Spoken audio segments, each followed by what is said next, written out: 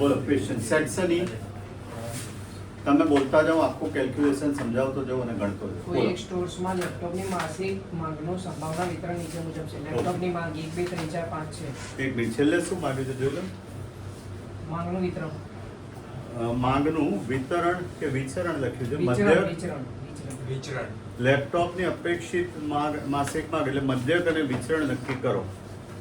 ધ્યાન રાખજો હો ભાઈ. ક્વેશ્ચન પરિવાર બોલતો મોદી છેલ્લે પેરેગ્રાફ બોલ ફટાફટ. લેપટોપની અપેક્ષિત માસિક માંગ નક્કી કરો તથા માંગનું વિતરણ શોધો. વિચરણ શોધો. બરાબર. હવે નંબર 1 છે ને હા xi અને fi. બોલો xi 1 2 3 4 5 6 અને fi 0.10 15 0.15 0.20 0.25 0.18 0.12 ટોટલ એક થવું જોઈએ. થઈ. ક્લિયર. મધ્યક અને વિચરણ યાદ કરાવું છું. આમ જુઓ તો મધ્યક બરાબર અપેક્ષિત કિંમત એને EXI કહેવાય. બધું યાદ કરાવું છું. XI to PXI આપેલું જ છે. બંનેને શું કરીએ? ગુણી નાખીએ. XI into FI 0.10 0.30 0.60 1 0.9 અને 0.72 3.62. કઈ નહીં થયું સર, આ એક ખખડ્યું ખાલી. ટાઈમ એમાં તમે ધ્યાન જ ના રાખો. એકવાર પતી ગયું યાર, વાર્તા પૂરી થઈ. બીજું ધ્યાન અહીંયા રાખો તમે. 3.62. હવે વિચરણ માટે શું શોધવું પડે? નહીં બે પડે. પાર્ટ 2 માં તમારે એવું લાગે છે.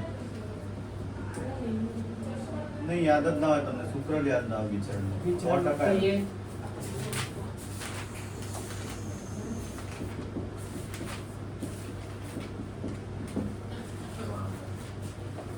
આને ફરીવાર xi થી ગુણું છું. xi fi છે ને,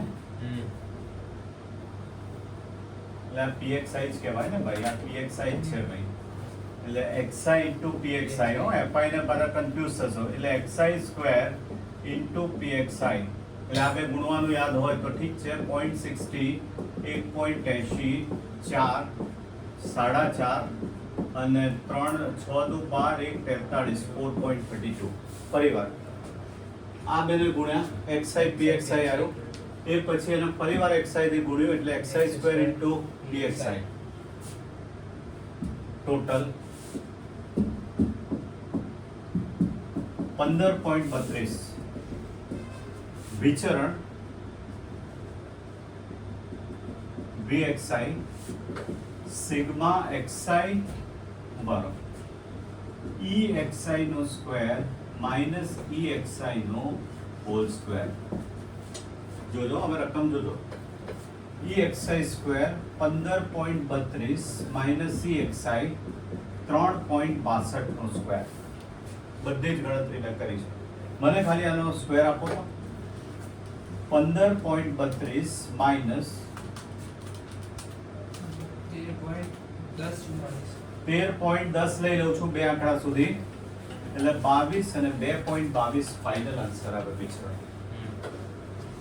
બધી જ ગણતરી તમારી સામે. પહેલા મધ્યક શોધ્યો અને મધ્યક કહેવાય. પછી EXI સ્ક્વેર શોધ્યો અને વિચરણના સૂત્રમાં કિંમત. દરેક કેલ્ક્યુલેશન તમારી સામે. હવે દાખલા નંબર કયો આવ્યો? ઈમાં બીજો ડી છે ને, D2 કે ઈ આયા? આ ઈ છે. ઓકે. નંબર 2 બોલો. બે પાસ પાસે બે પાસ એક વખત ઉછાળવામાં આવે છે. બે પાસાઓને એક વખતમાં ઉછાળવામાં આવે છે. તેમાંથી અંક 6 ઉપરની તરફ આવતા હોય તેવા પાસાની સંખ્યા માટેનું અસતત સંભાવના વિતરણ મેળવો. બે પાસાને એક વખત ઉછાળવામાં આવે છે એટલે 36 થાય ને. એના બનાવો કેટલા થાય? 36 થાય. 36. એક પાસાને કેટલી બાજુ હોય? 6. 6. અને બે વાર ઉછાળીએ છીએ એટલે 6 નો વર્ગ કેટલા થાય? 36. 36. હવે એણે શું કીધું છે? ઉપરની તરફ 6 આવે તેનું આવૃત્તિ વિતરણ મેળવો. જોજો xi ઉપરની તરફ 6 આવે અને એના માટે pxi. બરાબર, ઓકે. હવે ઉપરની તરફ 6 કેટલી રીતે આવી શકે? બે પાસા ઉછાળો, કાં તો એક પણ વાર ના આવે, બે વાર કાં તો એક વાર. એક વાર આવે અથવા બે વાર આવે. હવે એક પણ વાર 6 ના આવે, બહુ મોટી કથા થશે. તો એક બે એક એક એક બે એક ત્રણ એક ચાર રીતે કરવું પડશે. આખું કરવું જ પડે મારે, કોઈ રસ્તો જ નથી, એક એક એક ત્રણ એક ચાર. કોઈ રસ્તો જ નથી. જો આ રીતે 1 1 1 2 1 3 1 4 1 5 1 6 2 1 2 3 4 4 2 5 2 6 3 1 3 1 3 3 એવા તો બહુ મોટી કથા થઈ હો. મોડે કરું તો કઈ ખબર ના પડે, હોઈ જાઓ. 10 પરિણામો આવશે સાહેબ. ના 11 પરિણામો આવશે. ના 11 પરિણામો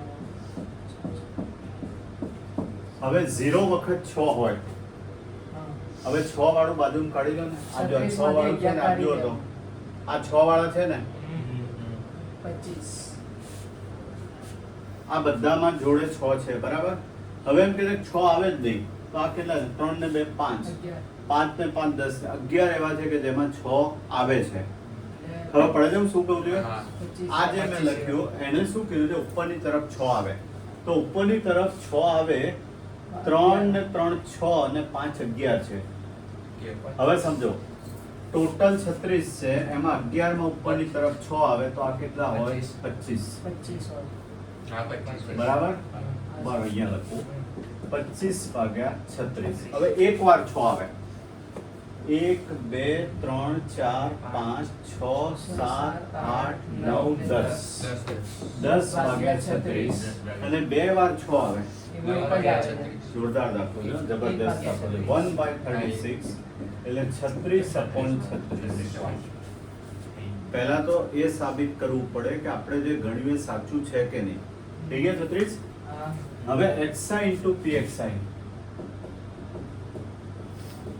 0 10 36 અંશ અને 2 36 અંશ એટલે 12 36 અંશ થાય. જોઈ લો તો ગુણી નાખ્યા. 10 એકા 10, 2 એકા 2. બરાબર. વિચરણ માંગ્યું છે ને, કે ખાલી વિતરણ જ કીધું ને, તો આ જ થયું ને, તો આ જ થયું. આ મેં મધ્યક શોધ્યો, આ વિતરણ કહેવાય. ઓકે, જોરદાર દાખલો છે, એક્સ્ટ્રાઓર્ડિનરી.